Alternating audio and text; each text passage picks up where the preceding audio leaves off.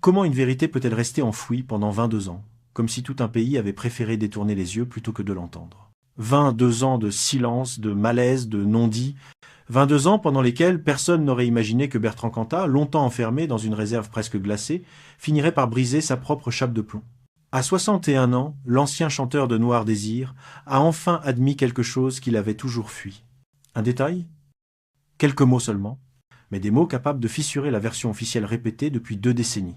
Des mots qui réveillent un drame que la France croyait avoir enfermé pour toujours derrière des murs de tristesse, de colère et de pudeur. Cette confession tardive ne cherche pas à réhabiliter, elle ne cherche pas à expliquer, elle ne cherche surtout pas à effacer, mais elle jette une lumière crue sur ce que personne n'avait vraiment osé dire, ni comprendre, ni regarder en face. Car derrière ces 22 années de silence, il y a une femme, une actrice, incandescente, fragile, indomptable, une mère, une fille, une âme qui brûlait de vivre, mais qui portait en elle des blessures que personne n'avait su guérir. Marie Trintignant, pour comprendre ce que signifient les mots murmurés par Cantat aujourd'hui, il faut remonter le fil. Revenir avant Vinus, avant la nuit du 26 juillet. Revenir là où tout a commencé réellement, dans l'enfance de Marie, dans ses peurs, dans son besoin absolu d'aimer, dans la collision tragique de 2 êtres qui n'auraient jamais dû se croiser, parce que la vérité derrière la mort de Marie ne se trouve pas uniquement dans un dossier judiciaire ou dans une nuit d'été. Elle se trouve dans un engrenage, dans une passion aveuglante, dans les fissures invisibles d'une femme à vif, et dans la violence silencieuse d'un homme qui ne maîtrisait plus ses propres démons. Aujourd'hui, la question n'est plus de savoir ce qui s'est passé. La question est de comprendre pourquoi cette vérité n'a émergé qu'après 22 ans d'obscurité. Voici l'histoire. Il faut comprendre qui étaient vraiment les 2 protagonistes de cette tragédie pour saisir la portée de la confession révélée 22 ans plus tard. D'un côté, Marie Trintignant, enfant du cinéma français, visage incandescent, présence magnétique. De l'autre, Bertrand Cantat, chanteur charismatique de Noir Désir, figure du rock engagé, artiste adulé mais profondément tourmenté. Marie est née dans la lumière, mais une lumière trompeuse. Fille de Jean-Louis Trintignant et de Nadine Trintignant, elle grandit dans une maison où tout semble parfaitement maîtrisé. Une famille respectée, cultivée, admirée, mais derrière les façades élégantes, un silence lourd. Un silence qui façonne les enfants plus qu'on ne l'imagine. À 10 ans, Marie perd sa petite sœur Pauline, un drame fulgurant qui fissure définitivement son enfance. Depuis ce jour, elle porte une fragilité que même le succès ne parviendra jamais à apaiser. Elle écrit des poèmes sombres, se protège derrière une force apparente et se jette dans le jeu comme on se jette dans une échappatoire. Actrice instinctive, viscérale, elle cherche dans chaque rôle une vérité qu'elle n'arrive pas à trouver en elle-même.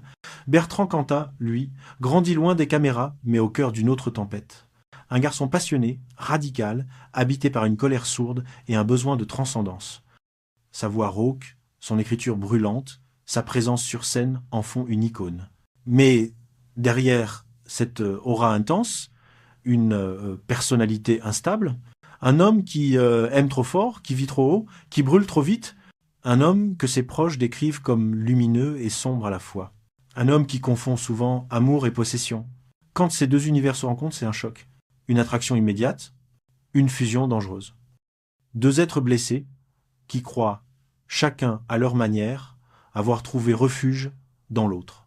Mais ce qui ressemble à une passion devient rapidement une emprise. La vulnérabilité de Marie se mêle aux excès de Cantat. Et dans ce mélange, il y a déjà les germes de la catastrophe. Avant de comprendre la confession tardive de Cantat, il faut comprendre comment 2 destins aussi puissants ont pu se rejoindre. Et surtout, pourquoi leur rencontre ne pouvait mener qu'à une tragédie. Pour comprendre la chute de Marie Trintignant, il faut d'abord comprendre l'enfance qui l'a façonnée. Une enfance qui se déroule sous les projecteurs, mais dans une atmosphère où les mots ne circulent pas, où les émotions se murmurent à peine. Dans la maison de Trintignant, on admire, on respecte, on travaille, mais on ne se confie pas. Marie grandit dans cette élégance pleine de retenue, dans cette pudeur presque glaciale où chacun semble porter ses propres fantômes en silence. Puis survient l'événement qui change tout. À 10 ans, la mort soudaine de sa petite sœur Pauline fracture la famille. Un drame brutal, incompréhensible, qui laisse une cicatrice invisible mais profonde. Sa mère s'effondre. Son père se tait davantage encore. Et Marie trop jeune pour comprendre, absorbe cette douleur comme un poison lent. Elle ne pleure pas beaucoup. Elle se renferme. Elle écrit des poèmes sombres, des phrases qui révèlent une lucidité trop grande pour une enfant de son âge. Elle apprend à vivre avec un manque que personne ne comble. Un manque qu'elle tentera plus tard de réparer dans ses amours, souvent au mauvais endroit. À l'école, Marie est brillante, sensible, imprévisible. Un professeur dira plus tard qu'elle avait ce regard qui voit trop, qui comprend trop vite, comme si elle cherchait constamment une porte de sortie. Elle rêve de nature, d'animaux, de liberté. Elle ne rêve pas de gloire. C'est le cinéma qui vient la chercher. À 10 à 7 ans, avec Série Noire, elle découvre que ses blessures deviennent une force devant la caméra. Elle joue avec son ventre, avec son âme, comme si chaque rôle était l'occasion de déposer un morceau de ses peurs. Mais cette force artistique cache une fragilité émotionnelle extrême. Marie aime intensément, elle pardonne intensément, elle s'accroche intensément. Elle donne tout, trop vite, trop fort. Une manière d'aimer qui la rend magnifique à l'écran, mais vulnérable dans la vie réelle. Ce rapport aux hommes, nourri par un besoin absolu d'être vue et comprise, deviendra le terrain sur lequel se construira la relation la plus dangereuse de sa vie. Une relation qui n'aurait jamais dû exister, mais qui semblait inévitable pour une âme aussi ouverte, aussi blessée, aussi prête à croire au miracle. Quand Marie Trintignant rencontre Bertrand Cantat, deux trajectoires brûlées se croisent enfin. Elle sort d'une période mouvementée, jonglant entre ses tournages, ses enfants, des relations sentimentales fragiles, lui traverse une crise intime, tiraillée entre son engagement artistique, sa colère profonde et un besoin de fusion qui frôle l'obsession. Entre eux, l'étincelle est instantanée. Une connexion immédiate, presque chimique. Ils se reconnaissent. Deux êtres sensibles, deux êtres extrêmes, deux êtres qui pensent que l'amour peut réparer ce que la vie n'a pas su apaiser. Au début, tout ressemble à une évidence. Marie dit qu'elle n'a jamais rencontré quelqu'un qui la regardait de cette manière. Cantat parle d'elle comme d'une révélation. Ils s'envoient des messages à toute heure, se retrouvent dès qu'ils le peuvent, se promettent un amour total. Mais très vite, la passion devient tension. La tendresse devient surveillance. Le désir de fusion se transforme en contrôle. Cantat supporte mal que Marie soit une actrice, qu'elle joue auprès d'autres hommes, qu'elle reçoive de l'attention, qu'elle existe sans lui. Il l'appelle souvent, trop souvent. Il lui demande où elle est, avec qui, pourquoi. Elle ne répond pas immédiatement. Au début, Marie rit, trouve cela intense, presque flatteur. Puis elle commence à s'excuser de choses anodines, à cacher des détails pour éviter les conflits, à choisir ses mots avec prudence. Autour d'elle, certaines personnes remarquent une ombre nouvelle dans son regard, une nervosité dans ses gestes. Dans un couloir de tournage, un maquilleur se souviendra plus tard avoir vu ses mains trembler pendant qu'on lui posait du fond de teint. Marie disait qu'elle était fatiguée, mais la fatigue chez elle avait toujours une nuance différente, comme si elle portait une lutte intérieure silencieuse. Lorsque Marie part tourner le téléfilm sur Colette à Vilnius durant l'été 2003, Cantat l'accompagne. Pour beaucoup, ce devait être un séjour calme, une parenthèse dans leur relation tumultueuse, mais les tensions se font sentir dès les premiers jours. Marie semble plus mince, plus nerveuse. Elle garde son téléphone à portée de main comme si elle attendait à tout moment une tempête. Cantat la regarde souvent avec une intensité inquiétante.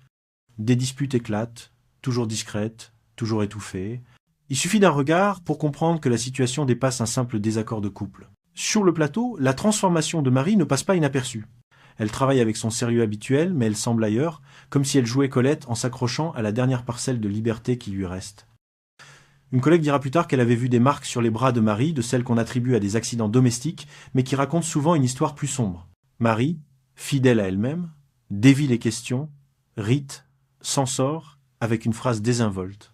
C'est sa manière de protéger ses enfants, sa carrière, son propre cœur brisé. La nuit du 26 juillet 2003 marque le point de rupture. Personne ne sait précisément ce qui déclenche la dispute. Un message, une phrase mal interprétée, un geste anodin. Avec un homme aussi instable émotionnellement que Cantat, il suffit d'une étincelle. Les voix montent, puis tout bascule dans un silence terrifiant. Un silence dont on ne sort jamais vraiment. Quand les secours arrivent, Marie est gravement blessée. Cantat parle d'un malaise, d'une chute, d'un accident. Ses mots sont confus. Il minimise. Il pleure. Il supplie que l'on s'occupe d'elle. Mais les médecins comprennent rapidement que les blessures ne correspondent pas au récit. Marie est plongée dans un coma profond.